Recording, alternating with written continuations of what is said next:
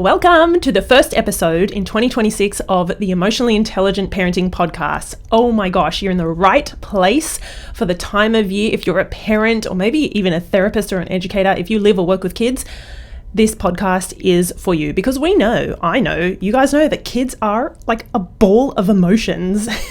And what comes with that sometimes is, a little bit of challenging behavior, maybe some arguing and some fighting and some meltdowns and like just big emotional moments, let's call it. Okay, I'm a parent, I get it, and I've worked with kids as well as a therapist, so I am with you when you have those moments where you're like, is it supposed to be this hard? Like, am I the only one? No, you're not. Which is kind of part of why I created this podcast. So I'm going to, call this episode How to Raise Emotionally Intelligent Kids in 2026 Without Doing More. I want to like highlight that. I'm going to put in the title when I upload this and edit it and everything. If you have been listening for a little while, then welcome back. You know that I'm pretty relaxed doing the podcast. I do have points and a bit of I wouldn't say a script, but I don't want to forget things, and I want to get across as much value and goodness and ideas and tips and strategies and stories for you guys as possible. So but if you're new here and this is your first time that you're listening, welcome. So I'm going to give you a bit of a rundown before I get into how to raise emotionally intelligent kids. This is probably a really good starter episode, actually. So if you're new, hooray, I'm excited for you. This year is going to be amazing. I think it can really, really be amazing. And you guys are in the driver's seat, right? Okay, so first episode of 2026. What I want to say is you don't need to be doing more to raise emotionally intelligent kids in 2026. No. You might just need a different way of seeing behavior, of seeing emotions, of seeing kids, right? And maybe even, I want to say looking at your role as a parent in a different way. So if that sounds a little bit like Japanese to you, all good. I will explain, don't worry. Okay, so I want to, when I was planning this episode, I thought, I really want to acknowledge that sometimes we feel a whole lot of pressure as parents at the start of a new year. Some of us make those New Year's resolutions and plans, and it can, it's exciting, I feel it, but also it's a little bit of pressure, am I going to be in the same place at the end, like December 2026 as I was last year? So yeah, I totally get that. There is a level of exhaustion of trying to do everything right, and so that is not what we are about here. I am, some will call me an expert in emotional intelligence in parenting. Yes, I have written a book. Yes, I speak on conferences. I do it in Australia nationally and then internationally as well. The last couple of years especially, I've been flying overseas and speaking about this stuff and doing workshops and training on it. And yeah, it's kind of it's what I live and breathe. And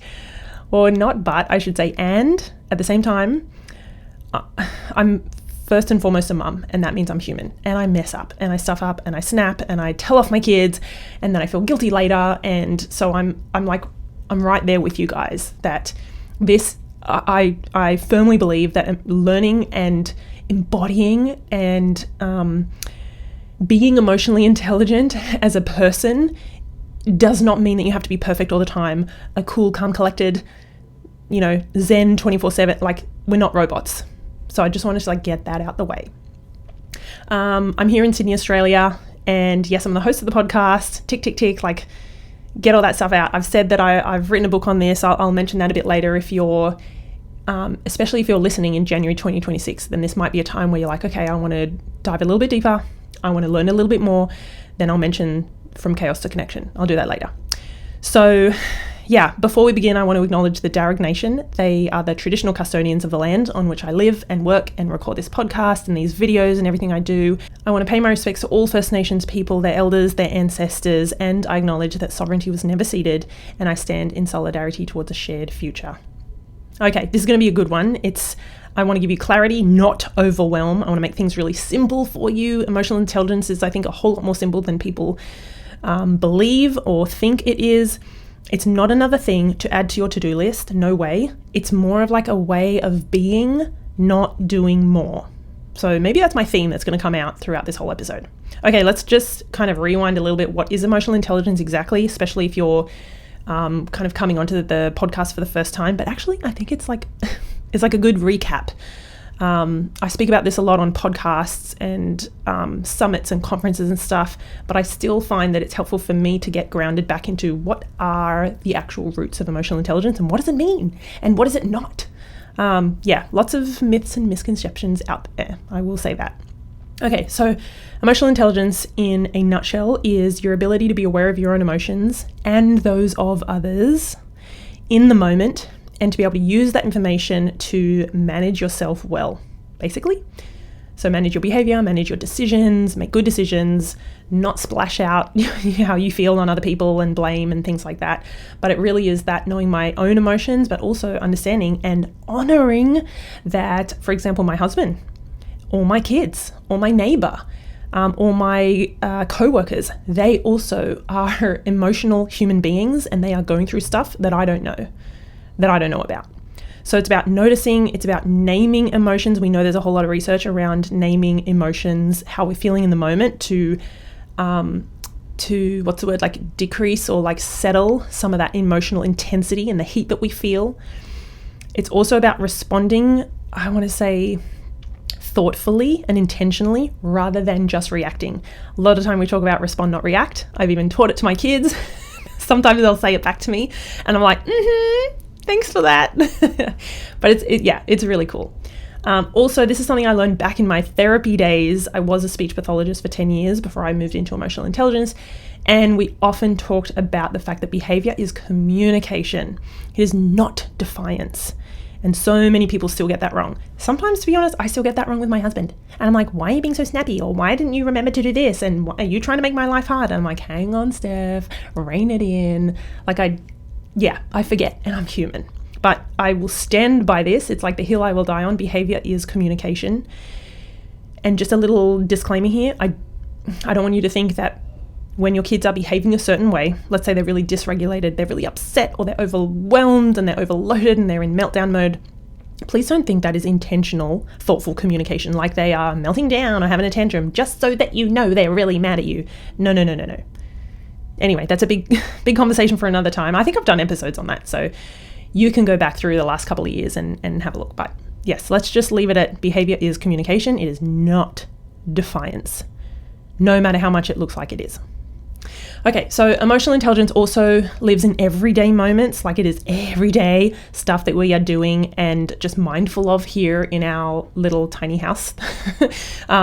It's not like in the big emergency kind of moments. Like, yes, we still manage ourselves well then and we're self-aware, and we do what we can, but it's just in the everyday little moments, like the disagreements or the arguments, like the kids in the car just before we came home from the shops and I have to like turn around and be like, okay, do we need to sort something out?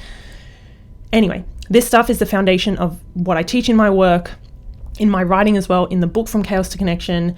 Like you guys will see, I'm all over social media on Facebook, Instagram. This is the stuff that I'm talking about all the time. So, okay, let me go through. I kind of wrote down, why does emotional intelligence really matter in 2026? I actually think it's just building and building and building. We're seeing it more, bit by bit finally, in schools, but I would love to see it like in schools, in workplaces, in homes, like everywhere.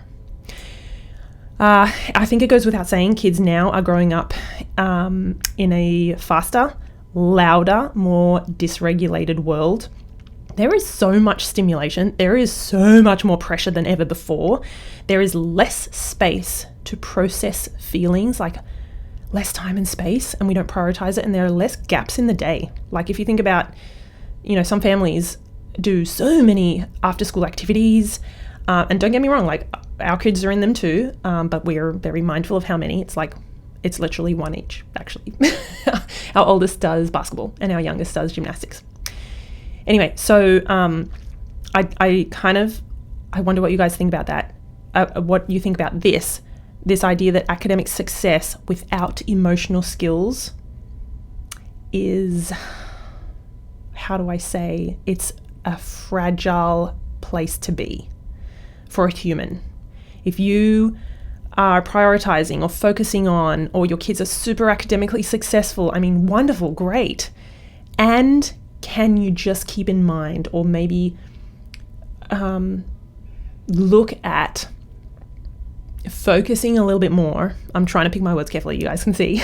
I don't want to be, I just remember one time I got absolutely smashed on social media for a quote that I had written around the idea that academic success is not as important if your kids cannot manage their emotions or, are not resilient. Anyway, you know what I was trying to say there. There is so much research on emotional intelligence for children, for adults, in schools, in homes, in workplaces. Like it's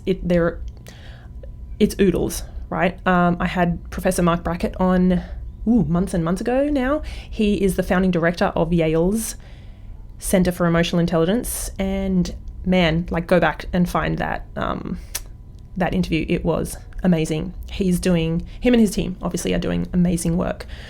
Emotional intelligence predicts resilience, good relationships, long-lasting relationships, and mental health. Like, wild. I can't stress this enough. It is so underrated when you're able to understand, reflect on, think about, process, and release, like move on from tough, emotional, big or little moments. You are more resilient. You do have relationships that last, and your mental health is better. I have said on the podcast multiple times, and I've had Alex on, my husband, right? He's been on a handful of times. I got to get him back on.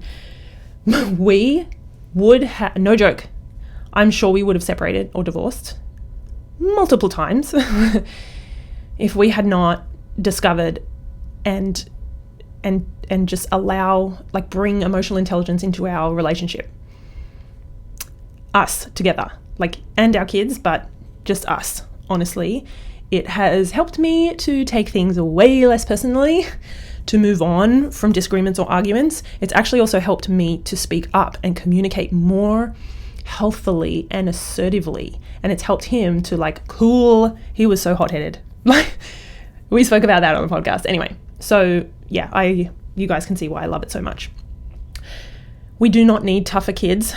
I hate that rhetoric online that's like, if you want to prepare your kids for the real world, then they need to have consequences and punishment. I'm like, what? Have you read any of the research around punishments and timeouts and all that BS? No, we do not need tougher kids. We need better equipped, better emotionally equipped, i.e. emotionally intelligent kids. And emotional intelligence, I want to say, this is the new baseline. This is where we need our kids to be. I'm not even going to go into the mental health statistics. You guys know them, right? You guys, I'm sure, when we look at anxiety, depression, self-harm, just don't even need to go there, okay? So the real starting point, let's talk about emotional intelligence for parents. You cannot teach what you haven't learned. You can't teach what you don't know. That just goes without saying. Most of us, me included, my hand is waving in the air, most of us were not raised with emotional intelligence.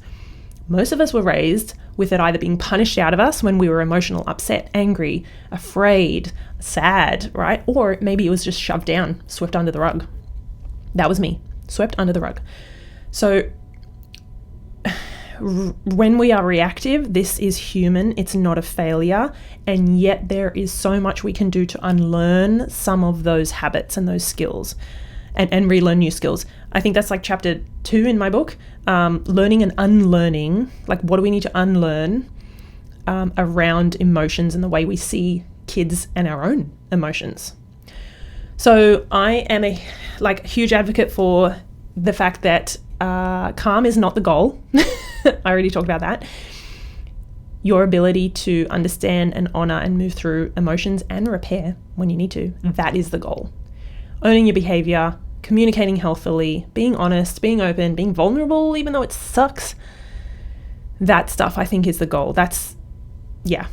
Own your stuff in your relationships, even with your kids when you really, really, really don't want to. I personally find that really hard. Sorry, it's really hard with Alex. I'm much better with my kids. I will apologize. I will own stuff. I will take accountability in 2 seconds. But with Alex, that is just that's one of my areas of work for 2026. Okay. The kind of shift from going from not being raised with emotional intelligence and maybe not having it in relationships, that transition is not smooth, right? Like, it's messy sometimes, but I also want to remind you, it does not require perfection. Just awareness, just intention, and just a whole lot of practice. And actually something Alex said in, I don't know, one of the episodes that he came on and talked about, he said emotional intelligence, like for parents, is super effective, but it requires so much self-discipline. Like, this is not the easy way to parent. The easy way to parent is just like being not conscious and just doing what your parents did, and like, you know, that's where I was a few years ago. So, you know, no judgment there. Okay, so let's go on to how to raise emotionally intelligent kids in 2026 without doing more, because who wants more on their plate? Not me. Okay, we want to focus on skills, building skills, and teaching this stuff to our kids. And trust me, it's not like you sit them down, you have to have a big conversation. No. Teaching skills, not compliance. Maybe if you just take that away from this, if you're new and that's like one thing that you remember, don't focus on compliance. Focus on teaching your kids about emotions, how they're hard, how to handle them, how you're there on their team with them, that kind of stuff. We say a lot, I think in the parenting spaces, a lot of us say connection must come before correction. If your kid has done that thing wrong that you've just told them 10 times not to do, right? Don't just jump in with a consequence or a punishment. Connect first. Try and understand, why did they try to do that? Were they trying to work out how much force it would take to break this thing, or what their sister would do if they kept bugging her, like curiosity. And I'm not saying that stuff is right, but try and see things from their point of view. Try and connect before you talk about, well, look, this is the impact on them. Or now that is broken, like, then how do we quote unquote correct or fix it? So I think most of us, before we learn about emotions, emotional intelligence and things like that, we don't really teach our kids what to do with emotions. We kind of tell them what not to do, like, don't be so loud, or stop being so silly, or why are you having such a meltdown, or putting on a tangent. Like, rather than just telling them what not to do, focusing on what to do. Like, what can they do when they're really upset, when they're really mad? Like, what do you do? And if you're like me, sometimes I just go out and go for a walk. And sometimes your kids can't do that, right? Sometimes I scroll on my phone, and that's also not healthy. Like, we have to look at ourselves and what we're doing. That's why I always say, if we want to raise emotionally intelligent kids, we first must work on our own emotional intelligence, which sucks because, damn it, that's the hard part, just working on ourselves. Okay, I don't want this approach to be about like doing more and having long conversations and really thinking about like what emotions mean to you. Like, that is, again, another conversation for another podcast. That's stuff I do in my coaching work, one-on-one, where we dive deep. Here, I just want you to think, okay, this is just about doing things differently, not endlessly doing more. I'm just going to show up a little bit differently, maybe with a bit more compassion or a bit more curiosity. I don't know. Okay, are you guys ready for 26? Because it's 2026, right? 26 simple ways to bring emotional intelligence into your home. And you could probably do a whole bunch of these if you're a teacher, an educator, a therapist, right? In therapy sessions, I could have done a bunch of these, pretty much all of them actually. So let's go through these, and then we will finish up. And a reminder, if you love this stuff or you're really curious and you want to learn more, please go and have a look. Just go on Amazon. It's the best, easiest place, I think, to get it. From Chaos to Connection is the book that I wrote that people are still loving, even though it came out a little while ago. Yeah, I still sometimes get little messages, and there's lots of beautiful reviews online on all the bookstore places. And I write how I talk, so it is very, it's very easy to read. I'm working on the audiobook. Please don't hate me. But that will come out as soon as it's ready, which hopefully is not too much longer. Okay, ready? I'm going to speed through these a little bit because I just want you to think, okay, if one or two sticks out to you and makes you go, ooh, that one's good, or I haven't heard that one, just keep one or two in mind. That's all you need to do. don't think, oh my God, I've got 26 things to do. That would be wild. And that would overload even me. So yeah, don't do that. Okay, number 1 is name. It's so simple. Oh my God. Name your own emotions out loud. Most of us don't. We just feel it, we shove it down, or we get on with it because we're busy. No. Name your emotions out loud. Oh my God, I'm feeling so frustrated. I'm really stressed right now. I can feel the excitement. So just naming that, I'm not going to go into the research and why, but just trust. If we start to name our emotions out loud, it's going to start the ball rolling of emotional intelligence. Number 2 is pause before reacting. Not saying it's easy, but buy yourself a minute, if you can, before you react to the situation. Yes. Are you sticking the do not disturb sign on? Thanks. Oh, and also,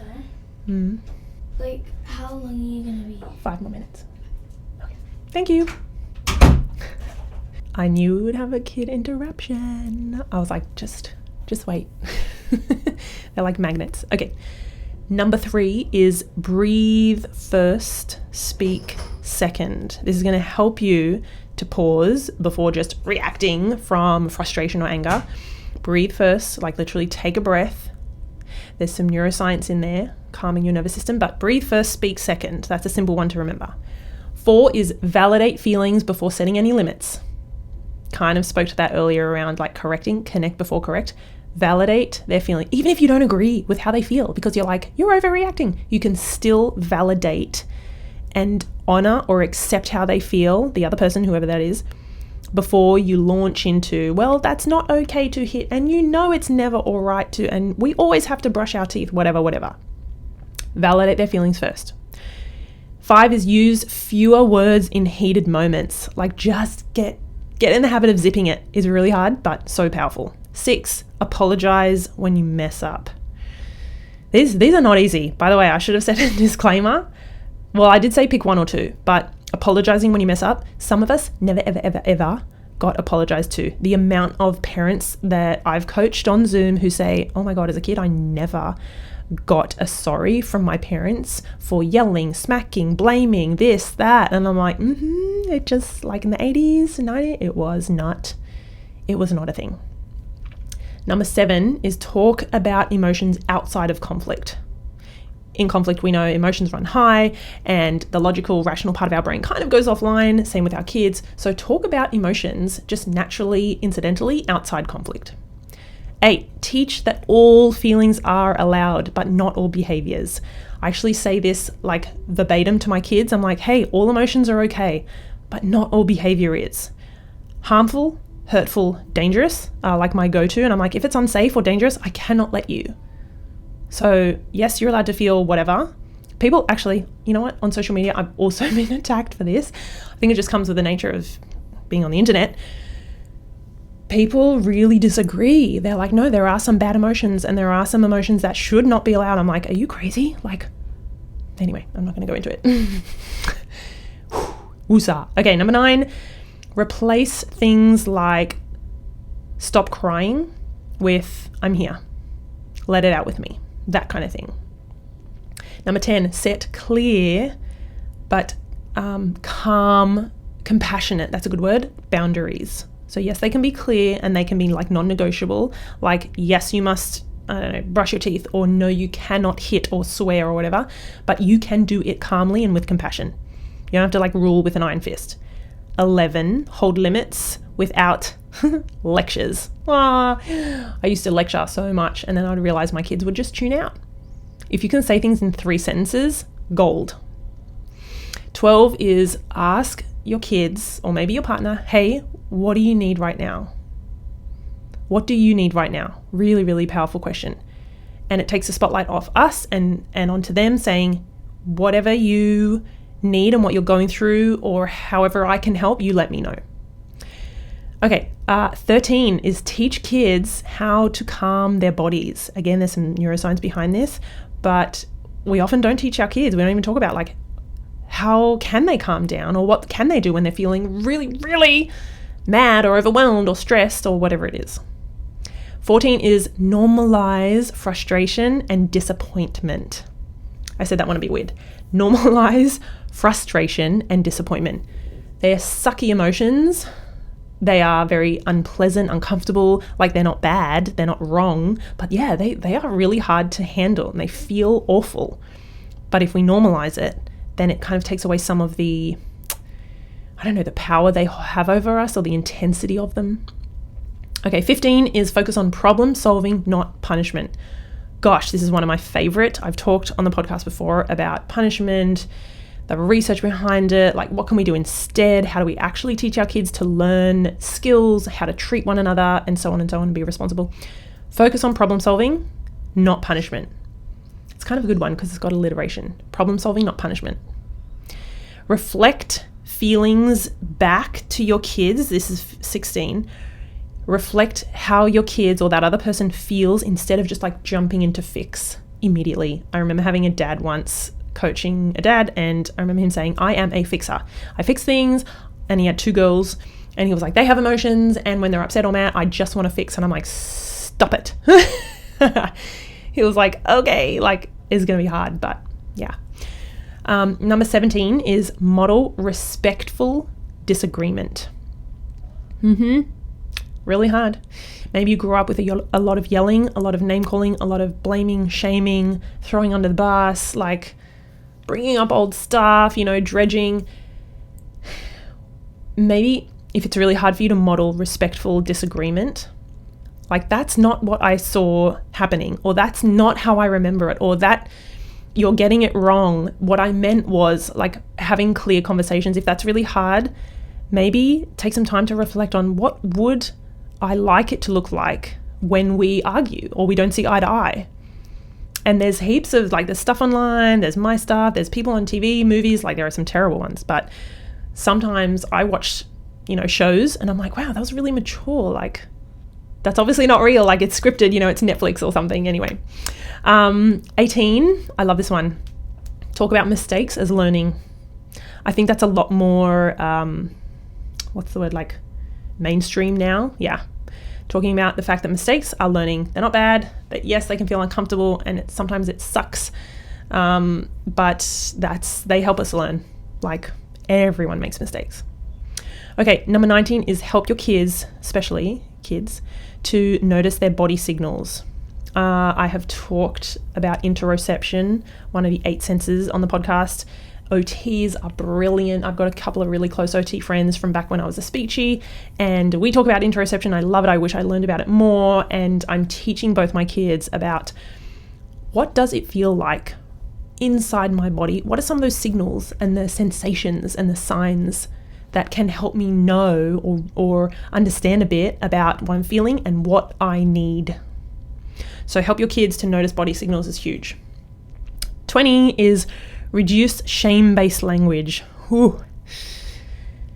I want to say again, not easy. If you grew up with parents who shamed you and said things like, stop being a baby, how'd you feel if I called your friends up and told them what a little, I'll just use the word baby, I was going to use another word, but what a baby you're being, and I'm so embarrassed, you're such an embarrassment, you're making a scene, how dare you, like all of that shame-based language. Try and get away from it as much as possible. When you feel like it might be coming out of your mouth, which sometimes it just does, try and, one of the earlier points was just breathe before you speak. Take a breath. It's like a circuit breaker. Okay, another one of my favorites, 21, is encourage repair after conflict. Remember I said you are not supposed to be like a Zen monk 24/7. You're gonna get upset. So are the people around you. You're gonna have disagreements. You're not gonna see eye to eye. You're gonna have conflict and arguments and fights. Get good at repair. It is your best friend. And actually it's really healthy, and it models to your kids, if this is with your kids, it models to them how you can show up when you're feeling maybe guilty or embarrassed or ashamed. You acted out of alignment of your values, or you said and did something that you tell them not to say and do. Like, this is really, really powerful modeling. But again, it feels crappy. Okay, we're almost done. 22 is practice empathy when it's inconvenient. not easy, but really, really powerful. Empathy for other people when your brain is just like going down a spiral of how much of an a-hole that person who cut you off in traffic is. Practice empathy as much as possible. Be curious about what could have caused that other person to do that thing or say it that way or cut you off, whatever. Okay, 23 is prioritize connection after school. Our kids need time to decompress and to regulate, and connection can be really, really powerful. It can be so like healing. It's like I often describe it as like a boiling pot of water on the stove when you realize, oh my God, it's like overflowing. If you just take the lid off or you crack the lid a little bit and you turn down the flame, then it's like the water starts to just simmer, like you stop overflowing. So that's this, I keep that idea for both of my kids when they come home from school. I'm like, okay, have something to eat, chill on the couch. I'll come sit next to you, or I'll just be near you. You can put the TV on, that kind of thing. Okay. 24 is teach meaningful apologies. I have, you know what? I'm quite proud. I've come really far. I've done a 180. I used to force my kids to say sorry because I wanted my kids to be like, take accountability, be responsible for their actions, have humility and integrity. But now I realize I was just forcing a like, sorry, butthead kind of thing, like a meaningless apology. So I allow my kids to take time. I'm like, if you're not ready to apologize, okay. Like we'll circle back to this, or we'll talk about this later. For now, let's go and like whatever, right? Sometimes you're just like, you're not ready to, like, let's say you've had an argument with your partner or someone at work. You're not always ready to, like, in the moment, make a really meaningful apology. Sometimes you're really pissed off and you're not ready. And later you'll have time to settle and think a bit differently. Your logical, rational brain comes back online. Your amygdala, switches off, so to speak. And then you're like, okay, yeah, I probably did overstep, even though I didn't agree with what they said.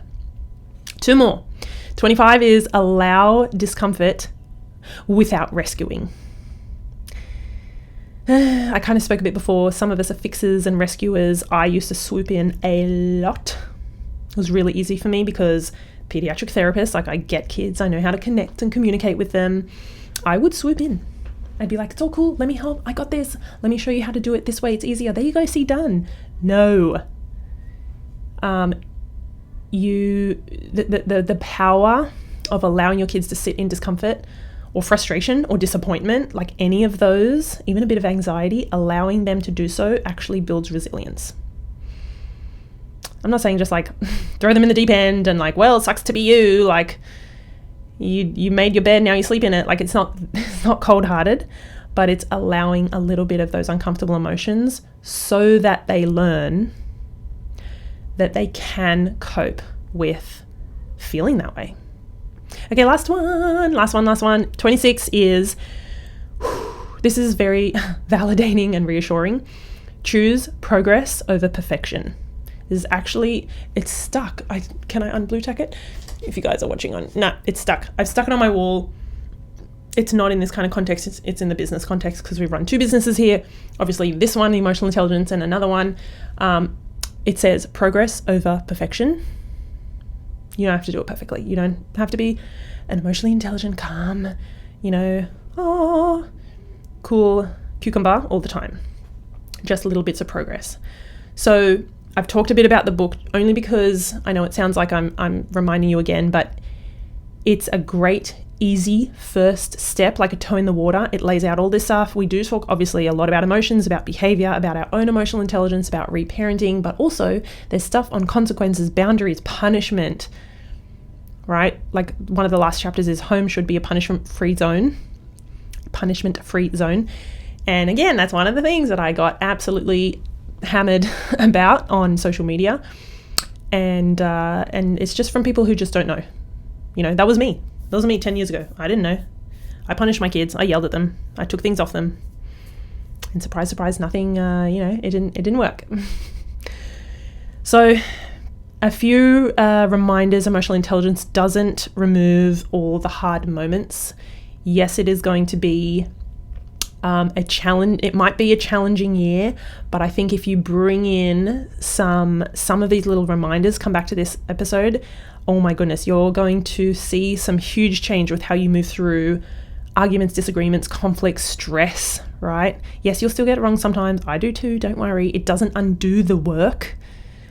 This parenting shift is about long-term impact, not instant results. So if you're like, I tried to validate my kids' feelings, or I tried to connect and then correct and it didn't work, that's okay. Like, that is okay. It doesn't mean you're doing the wrong thing. So in closing, emotional intelligence is not a buzzword. It's no longer a trend. It's actually a necessity. I say all over social media, all over my posts, emails, everything, I say, guys, this is a non-negotiable. It is a critical life skill. 2026 more than ever, this is about leading your family or leading your classroom like with compassion, with empathy, with strength and resilience, not control. Okay.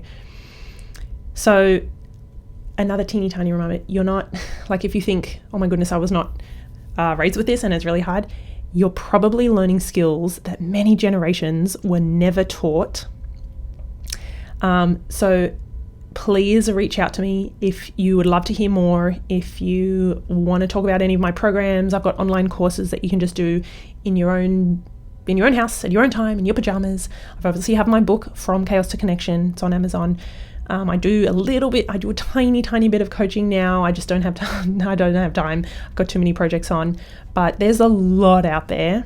And on my social media, there's heaps of free stuff as well. Little freebies, little tips and ideas and posters and checklists and stuff. So if you haven't already found me online, just look for Stephanie Pinto on Facebook. On Facebook, I have a community called Let's Raise Emotionally Intelligent Kids.